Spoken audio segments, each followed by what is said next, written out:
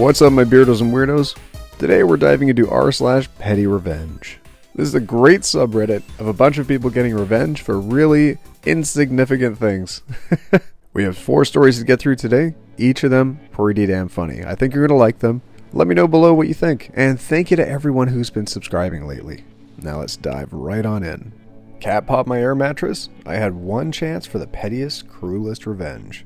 A few years ago, when I had a guest over, I prepared a blow-up mattress for her to sleep on. Well, like an idiot, I forgot to close the bedroom door to keep the cat out. And of course, she had to try the new furniture that suddenly appeared. As she hopped on, I heard a distinct pop. Mattress ruined, but we still needed it. So we tried our best to make it work. It didn't work. After one very miserable night of sleep, the mattress had just a bit of air left in it. Just enough for the cat to hop right back on and give it another try. As she went to the far end, and the side near me began to grow, I saw my opportunity for the pettiest of revenge. I dropped down on the mattress as hard as I could, and my little shiz of a cat launched into the air with an adorable but frightened "Mrrr!" In a matter of 2 seconds, my petty revenge was trumped by my cat's petty revenge. She landed on my head. Oh, that seems painful. Yeah, don't try to take out revenge on cats. They will get you back every time, tenfold, absolutely. You make them mad, they'll knock everything off your shelves. Nice story, OP. I came prepared, biatch. I think this counts as petty revenge. I was with a guy for over a year, my first love and my first boyfriend. He was alright, did some pretty shizzy things. Example, taking my virginity as part of a bet, being generally lazy in the relationship. But it was the first guy to ever show interest in me, and we did get along really well despite some of his actions. It was about a year ago. He started to go a bit quiet and weird. No one told me anything, but I knew he was going to break up with me. I hadn't seen him in a couple weeks, mostly because there was some heavy snow, which meant we couldn't travel to see each other.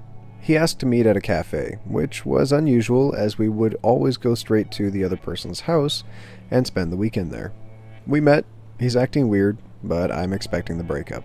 It happens, he says he wants to break up, expecting me to cry and throw coffee at him.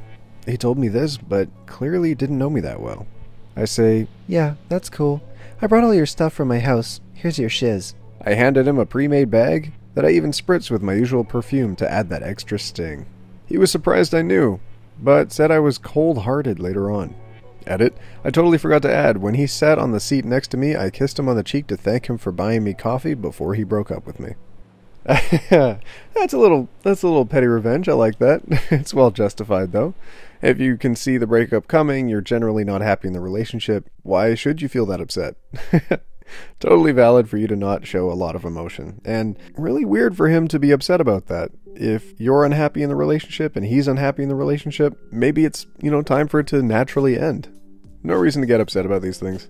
Nice story, OP. Neighbor won't clean dog poop off of the sidewalk. Got a taste of his own medicine. To clarify, me is me, SN is shizzy neighbor. I've been living in this neighborhood for a couple of years now. My neighbor just recently got a dog, a young black lab, and decided to start taking him on walks. You can probably tell what's coming next. For some context, I have a dog, a mutt to be exact. He's a very good dog and wouldn't hurt a fly. I frequently take him on walks and clean up after him every time. I walk outside to collect the mail one morning and noticed a decent-sized piece of dog shiz staring at me a couple feet away from my mailbox on the sidewalk. A little peeved, I fetched a plastic bag from my house and disposed of it. At this point, I wasn't sure who the culprit was, as there were a few neighborhood dogs around. A couple of days later, I happened to see SN walking his dog in front of my house. No big deal, he can walk his dog if he wants to. A few hours later, I go outside to mow the lawn and notice another turd on the sidewalk. A little annoyed, and with some pretty good confirmation on the party responsible, I finish what I'm doing and clean it up. The next week, I notice SN walking his dog again. On the first lap around the neighborhood, the dog lays another turd on the sidewalk, and they both keep on moving. I go outside and pretend to water my lawn when SN comes back around. I politely remind him that it would be nice if he could pick up after his dog. His response to this was along the lines of, "It's a public sidewalk. I can do what I want, man." Annoyed, I take this as a loss, return inside and clean up the poop later. A couple of weeks later, the same thing happens, and the same confrontation. This time I spoke to him before his dog did his business, and he muttered the same kind of response. A few days after that, while I was walking my dog, I hatched a plan. My dog had done his business on our walk. I cleaned it up, placed it in a small plastic bag, and when I got home, I emptied the contents of the bag into a small bin in my backyard. I continued this. using the shiz from my dog, and the shiz his dog left on my sidewalk. I did this for about a month before I decided I had enough in the bin. I made sure to wake up bright and early in the morning, and I picked up the bin and a shovel, walked across the street to SN's yard, and emptied the contents of the bin on his sidewalk, making sure to cause as much carnage as possible. Later in the day, I heard banging on my door. I opened my door, and not too surprisingly, SN was standing there berating me about how ridiculous I had been, and that I needed to clean his sidewalk immediately. Much to his dismay, I replied with, "It's a public sidewalk, handle it yourself." I said this with a shiz-eating grin, no pun intended. He stormed off and I closed the door. Later in the week, I saw him spraying down his sidewalk with a pressure washer while out walking my dog. TLDR, a bad neighbor let his dog shiz on the sidewalk. I collected the dog shiz and dumped it onto his. The first comment says, did he start picking up after his dog? Yeah, that's my question too. It's great to hear that you definitely got revenge on someone who 100% deserved it. You can't own a dog and not act responsibly for that dog. It's a part of your family, it's a member of your family, and if your kid pooped on a sidewalk, you'd have to clean that up too. Same thing with a dog. Good on you, OP, for getting that sweet revenge. Really weird way to do it, but you definitely see where you're coming from. Thanks for sharing. No beer for you. I work at a place that delivers food along with beer and wine. Now, the alcohol that we have is overpriced for the quality. Wine bottles are $25 and 6 packs of beer are $15. Also, due to state rules, all alcohol sales must be before midnight. So I can hand someone beer at 11:59 and it's okay, but if I get to their house after 12, I can't give them alcohol. Due to this, we don't take orders for alcohol after 11:15 p.m. The other night, a lady called right at 11:15 asking to order just beer. Our order taker turned around to ask me if it was too late. I looked at the delivery board and it was almost empty. Right when I was about to tell him it was okay, I noticed the address. It was to an older woman who ordered food the previous day and didn't tip. She said she was too broke to tip. I told him to decline the order. If you're too broke to tip, you're too broke to order overpriced beer. Savage, OP. That's a bit of r/malicious compliance, I think. Yeah, that revenge is pretty petty, but well deserved. People, if you're going out and you're ordering food, tip the people. Calculate that into what you're expecting to spend on the meal, or on the night out, or on whatever you're preparing to order, as not only do you need to pay for the food appropriately, but the people that are serving you the food, they need to eat as well. Make sure that they're getting paid. Not a great system that they're not getting paid enough in the first place, but hey, take that into consideration when you're paying for the food. Great on you, OP. Keep it up. Anyone who doesn't tip, no beer for you. I ruined my roommate's night out by lying to her. My freshman roommate was horrible to me and bullied me the entire semester. She would spread rumors about me in our sorority and residence hall for no reason, and tried to make me look bad any chance she got. It was a nightmare. So one night she was heading out to a party that I'd just come back from.